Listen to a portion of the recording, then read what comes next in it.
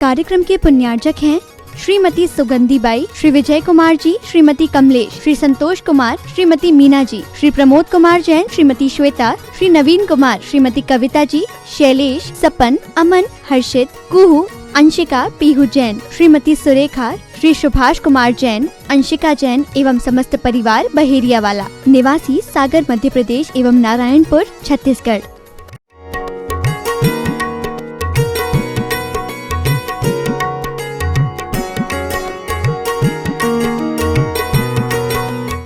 अंग देश के राजा एक रिपुमर्दन नाम के राजा थे। रानी का नाम रति सुंदरी और उनकी पुत्री का नाम सुरसुंदरी। एक सुरसुंदरी मैना सुंदरी की छोटी बहन, ये जो है ये दूसरी सुरसुंदरी। बड़े हो रहे थे, राजधानी का नाम चंपापुर था। थोड़ी उम्र के बड़ा होते होते माँ को लगा कि बेटी बड़ी हो रही है, शिक्षण के लिए विद्यालयों में, गुरुकुलों में भेजना आवश्यक है। आज जैसी शिक्षण पद्धतियां हैं, इस तरीके से शिक्षा पहले नहीं मिलती थी। 7 सब्जेक्ट नहीं होते थे, 18 विषय एक साथ पढ़ाए जाते थे। अभी बच्चे की टॉलरिंग कैपेसिटी बहुत कम हो गई है, 7 सब्जेक्ट में ऊ आ आउच करता है। लेकिन पहले 18 सब्जेक्ट होते थे और बिल्कुल क्लासिफिकेशन अलग अलग तरीके से किया जाता था, किस तरीके से कब कहाँ क्या देना है, कैसे सिखाना है। शुरुआत में ही हिंदी, संस्कृत, मैथमेटिक्स, इंग्लिश, अंग्रेजी न दे करके दया, क्षमा, प्रेम, वात्सल्य, प्रीति, सौहार्द, इसकी शिक्षाओं में 4 वर्ष निकल जाते थे। सिर्फ प्रेम सिखाने में स्कूलें 4 साल ले लेती थी। क्षमा कैसे की जाती है, दया कैसे की जाती है, वात्सल्य कैसे दिया जाता है, प्रेम क्या होता है, प्रेम की क्या परिभाषाएं होती हैं, इन सब को सिखाने में शिक्षक बेटियों को, पुरुष वर्ग को, बालकों को करीब 3 वर्ष 4 वर्ष का समय ले लेता था। महाराज रिपुमर्दन को लगा कि बेटी कन्या बड़ी हो गई है, इसको स्कूल में, इसको अपने उस गुरुकुल में प्रवेश दिलाना चाहिए। तो महाराज ने सुरसुंदरी से कहा कि बेटा, अब तुमको जो है वो गुरुकुल में जाकर के 16 वर्ष तक विद्या अध्ययन करना है। कितना भी धन संपन्न व्यक्ति क्यों ना हो, धन संपन्नता आदमी की वैभव संपन्नता का प्रतीक नहीं होता, लेकिन ज्ञान की संपन्नता आदमी की वैभव संपन्नता का प्रतीक जरूर होता है। अगर धन संपन्नता व्यक्ति की वैभव संपन्नता का प्रतीक होता तो आचार्य सिंह जी के पास तो कुछ भी नहीं है सिवाय ज्ञान के। लेकिन आप भागते अडानी के पीछे नहीं है, आचार्य सिंह जी के पीछे हैं। आप खुद ही बताते हैं कि धन संपन्नता के वैभव के पीछे भागना पसंद नहीं है, ज्ञान का वैभव अपने आप में बहुत मायने रखता है। राजा रिपुमर्दन ने कहा बेटी से कि बेटी, गुरुकुल में प्रवेश दिलाना है, हम चाहते हैं आप अपनी मानसिकता तैयार कर लें। बच्चों को मानसिकता तैयार करनी पड़ती है स्कूल जाने की, एकदम से तो होता नहीं। माँ बहनों को पता होगा, सुबह सुबह ठंडी में रोज उठाना पड़ता है, प्यार से 2 पुच्ची देनी पड़ती है, फिर धीरे से नहलाना पड़ता है, फिर टीका लगाना पड़ता है, कपड़े पहनाने पड़ते हैं। ये एक दिन का उपक्रम ना होकर के प्रत्येक दिन का रहता है। महाराज रिपुमर्दन ने रानी रति सुंदरी से कहा कि सुरसुंदरी की मानसिकता तैयार करो। सुरसुंदरी की मानसिकता तैयार करने के साथ ही रानी रति सुंदरी ने सुरसुंदरी को समझाना शुरू किया। सुरसुंदरी बोलती है, माँ मैं वहां जाऊंगी, मुझे वहां प्रेम कौन करेगा? यहां तो आप प्रेम करती हो, पिताजी का प्रेम मिलता है, स्कूलों में कोई प्रेम नहीं करता। ये आज की भी बहुत बड़ी अव्यवस्था या एक भावना है। अभी भी लोग प्रतिभा मंडल की बहनों के पास प्रतिभा स्थली में जाते हैं तो ये कहते हैं, वहां दीदी हमको अच्छे से चाहती नहीं है, दीदी पास लड़ती करती है, छोटी वाली को ज़्यादा देती है, बड़ी वाली को कम करती है। ये बच्चों का अपना एक मनोविज्ञान रहता है। उस दिन पहली बार रति सुंदरी ने अपनी बेटी सुरसुंदरी को प्रेम के प्रकार समझाए। प्रेम भी कई प्रकार का होता है। हाँ, प्रेम भी बेटा कई प्रकार का होता है। अभी घर तक के अंदर जो प्रेम मिला है वो लाड़ प्यार वाला मिला है। अब स्कूलों में प्रेम मिलता नहीं है। स्कूलों में जाते साथ ही प्रेम देना पड़ता है। छोटा सा बच्चा शिक्षक को क्या प्रेम देगा? लेकिन विद्या अध्ययन का पहला सूत्र है कि बच्चों को सिखाना पड़ता है कि 4 प्रकार के प्रेम होते हैं। सबसे पहला कौन सा प्रेम होता है? तो गुरुदेव कहते हैं सबसे पहला उत्कंठा प्रदान प्रेम रहता है। उत्कंठा प्रदान प्रेम क्या है महाराज? आप खुद देखिएगा, अपने घरों में आप बैठे रहते हैं, छोटा सा बच्चा हो या बड़ी महिलाएं, पुरुष हो या बालक, उत्कंठा रहती है किस बात की? आचार्य श्री जी को देख लें। प्रेम है क्या नहीं? उत्कंठा है कि नहीं? उत्कंठा है ना प्रदान, उत्कंठा प्रदान प्रेम क्या है? आचार्य जी को देखना है एक बार। अच्छा, अब घर के अंदर से दिमाग में कुलबुल कुलबुल मस्ती रहती है, आचार्य जी को देख बस लें भाई, कुछ नहीं, देख लें बस देख लें। अब महिलाएं लगती हैं पति के पीछे धक्का मारने में। 1 महीना हो गए तुमसे बोल रहे थे आचार्य जी के दर्शन करा दो, दर्शन करा दो, दर्शन करा दो, दर्शन करा दो, दर्शन करा दो, तुम मानती नहीं हो, तुम समझती नहीं हो हमारी कोई बात को। आज से सब्जी में नमक डालना बंद। कब तक? बोले जब तक तुम आचार्य जी के हमको अच्छे से दर्शन नहीं करा दोगे। ये क्या है? मातृशक्ति के अंदर जो उत्कंठा प्रदान प्रेम है उसको हम कुछ समझने का भी प्रयास करें। ये उत्कंठा प्रदान प्रेम है कि मुझे आचार्य श्री जी का दर्शन मात्र करा दो, देखने की उत्कंठा। फिर उत्कंठा प्रदान प्रेम दूसरा क्या बोलता है कि जब देखने की कोशिश, देखने मिल गया, तब दूसरी एक और उत्कंठा अंदर पैदा होती है, बात करने नहीं मिल जाएगा, थोड़ा सा प्रायश्चित लेना है। क्या ऐसा बोलते हैं? कैसे बोलते हैं? आचार्य श्री जी हमको व्रत लेना है। आचार्य श्री जी तो पहले धोखा खा जाते थे। अब कोई बच्ची ने बोला, कोई महिला गई, आचार्य श्री जी व्रत लेना है। आचार्य श्री जी ने कान में मान लो बात चली गई, अरे वो तो बच्ची आई है, अच्छे कुल की है, व्रत लेना चाहती है। आचार्य श्री ने अंदर बुला लिया। लेकिन बहुत बड़ी चालबाजी है लोगों की। कैसी कैसी चालबाजी हम बताएं?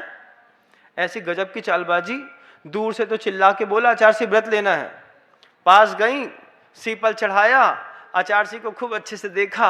आचार्य जी कब से सोच रहे थे आपके पास से दर्शन करने का मौका मिल गया। हाँ, आचार्य जी आंख नीचे करके पूछते हैं, हाँ काम की बात करो। आचार्य जी व्रत लेना है। हाँ, माता पिता को तो लाए नहीं आप लोग व्रत के लिए।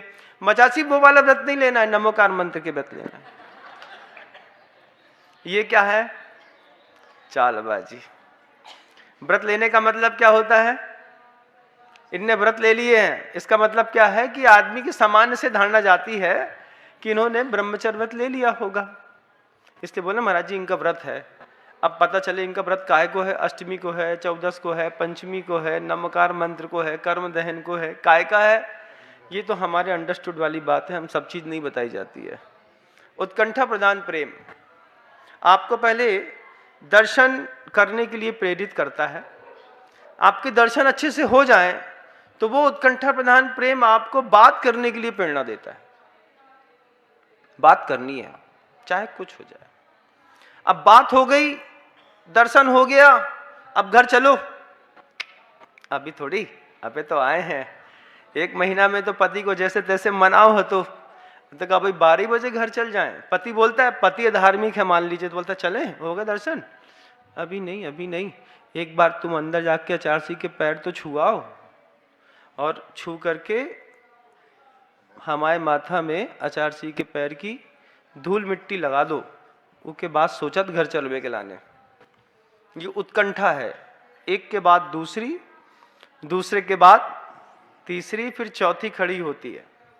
अब मान लीजिए कभी किसी की किस्मत बहुत तेज चमक जाए, घर से निकले पति मान जाए, पहली बार में गुरुजी के दर्शन हो जाए, आचार्य जी खाली मिले तो बात हो जाए, फिर आचार्य जी के पति के साथ जाकर के बात हो जाए, पति से बोल दें, ऐसे कोहनी मारती धीरे से, क्या पैर छू लो आचार्य जी के, क्या जादूगरी है क्या कोई, नहीं पैर छू लो, छू लो। महाराज खड़े, दूर से बात करना।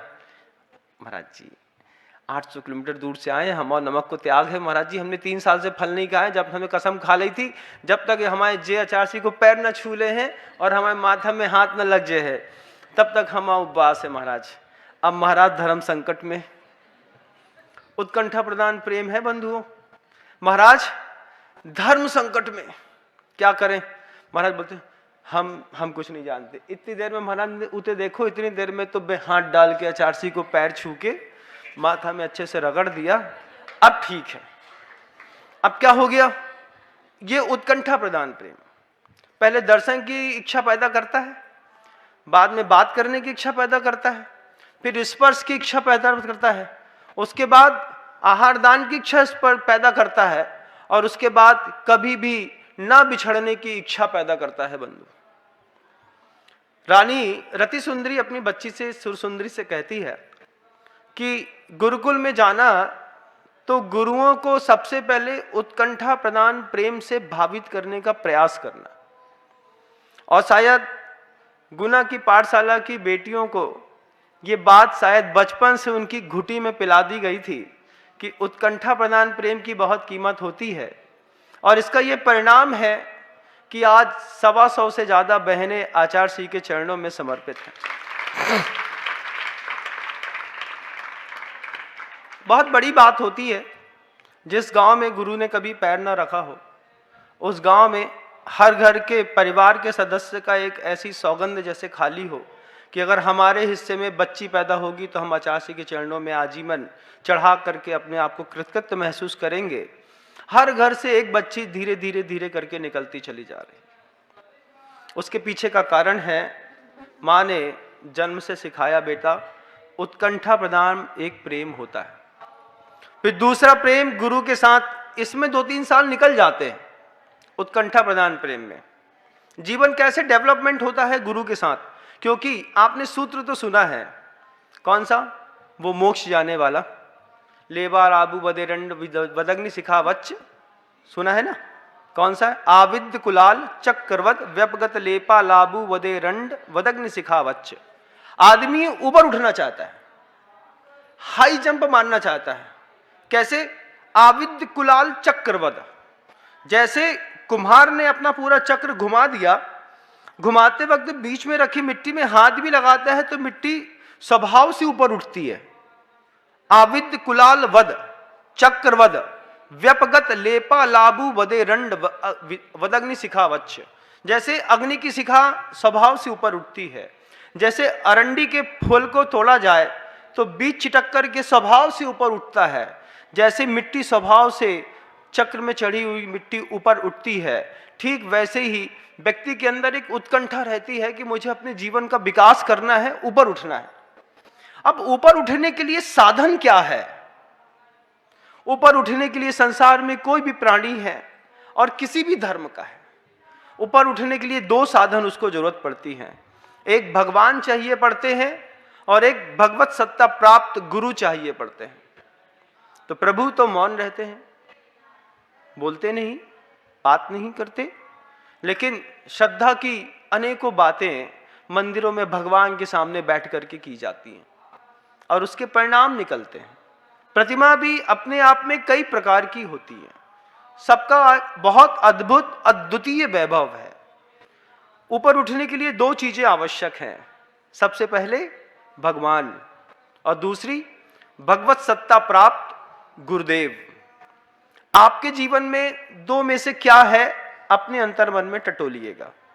किसी के पास भगवान होंगे तो गुरु नहीं होंगे, किसी के पास गुरु होंगे तो भगवान नहीं होंगे। महाराज मंदिर जाने में अच्छा नहीं लगता, आचार्य जी के पास तो बहुत अच्छा लगता है होते हुए झाड़ू पोछा को काम भी दे दें तो हम दिन में 3 बार 4 बार, तो बोले नहीं 3-4 बार नहीं, 30-40 बार हम झाड़ू पोछा ही लगाते रहेंगे, हमें कोई आपत्ति नहीं है। आदमी इस स्तर का है बंधु। उत्कंठा प्रदान प्रेम है, 2 चीजों की आवश्यकता रखता है, जीवन का विकास भगवान का, भगवत सत्ता प्राप्त गुरुओं का। अब भगवान और भगवत्ता साथ प्राप्त गुरु में दो के भी अलग अलग विज्ञान है। भगवान की प्रतिमा 8 प्रकार की। कितने प्रकार की? हमने तो सुना था महाराज, भगवान की प्रतिमा तो 1 प्रकार की होती है। जब हमारी दृष्टि से देखेंगे तो आपको प्रतिमाओं में 8 प्रकार की अलग अलग प्रतिमाएं दिखाई देने लगेंगी, क्योंकि दिखाऊंगा तो दिखाई देगी, नहीं दिखाऊंगा तो क्या दिखाई देगी। सबसे पहले भगवान की प्रतिमा जो होती है वो लेप कर्म की होती है। गरीब लोग रहते हैं, गोबर गणेश बनाते हैं, कभी देखना, लेप कर्म है, गोबर उठा लिया, मिट्टी उठा ली। आप उस एकलव्य को देखिएगा जिसने द्रोणाचार्य की प्रतिमा जंगल में, बियाबान जंगल में मिट्टी के बना दी। ये लेप कर्म की प्रतिमाएं कहलाती हैं। लेप कर्म की प्रतिमाओं में मिट्टी की प्रतिमा बना दी और रख दी। एक प्रतिमा है आपकी पाषाण की बनती है। पाषाण की प्रतिमाएं जैसे आपके काले सावलिया पारसनाथ भगवान है, या फिर सफेद चंदा प्रभु भगवान है, पद्म प्रभुवान मूगा वर्णी है, ये आपकी पाषाण की प्रतिमाएं हो गई। एक प्रतिमाएं आपकी काष्ठमयी प्रतिमाएं होती हैं। आपके यहाँ जैन दर्शन में तो नहीं पाई जाती, लेकिन अन्य दर्शनों में पाई जाती हैं। लकड़ी के विग्रह बनते हैं। लकड़ी के विग्रह क्यों बनते हैं उसके पीछे का भी विज्ञान है, कि जैसे लकड़ी की संगति में लोहा संसार के पूरे समुद्र से पार हो जाता है, ऐसे ही उस काष्ठ विज्ञान में लकड़ी के विग्रह के आने पर गृहस्थों का संसार पार हो जाता है। 8 प्रकार की अलग अलग प्रतिमाएं। उसके बाद आपको एक और प्रतिमा मिलेगी जिसको कहते हैं सिक्त प्रतिमा। सिक्त प्रतिमा क्या होती है? रेत की प्रतिमाएं बनती हैं। रेत की मिट्टी की प्रतिमाएं बना करके जब आप कभी बाहर देखिएगा, गणेश जी, दुर्गा जी की जो प्रतिमाएं बनती हैं, कभी बार आपको सैंडस्टोन का आर्ट में प्रतिमाएं दिखाई जाती हैं। वो भी एक प्रतिमा का विज्ञान है। हमारे जैन दर्शन में तो नहीं होता, लेकिन अन्य मतों में होता है। फिर उसके बाद चित्र प्रतिमाएं भी होती हैं। गुरुदेव का चित्र है, उसी के सामने आपने घर के अंदर जाकर के दिया बत्ती करना शुरू कर दिया, जय जय नाथ परम गुरु होए, उठाई 4 5 7 अगरबत्ती, ओम ह्रीम श्रीम क्लीम एम मरम बाबा नमः, पढ़ दिया आपने। अब वो घर के अंदर क्या हुआ? जादू टोना का केंद्र बन गया। धीरे धीरे वो स्थान देव स्थान बन गया, क्योंकि आप चित्र की प्रतिमाओं के सामने भी बार बार नमस्कार करेंगे, बार बार नमोस्तु करेंगे, तो उसमें भी शक्तियां प्रादुर्भूत हो जाती हैं, आने लगती हैं। लेकिन उनकी प्रॉपर तरीके से पूजन, अभिषेक इत्यादि नहीं होने के कारण कर्मबंध भी तीव्र गति से होने लगता है। तो हमारे यहाँ जैन दर्शन में तो अमान्य है, लेकिन अन्य दर्शनों में होती है। उसके बाद होती है एक और रत्न प्रतिमाएं, लौह प्रतिमाएं, जो धातु बनी होती हैं। अष्ट धातु की होती है, जर्मन सिल्वर की होती है, चांदी की बनाते हैं, कुछ लोग सोने की बनाते हैं। उसके पीछे का अपना अपना विज्ञान है।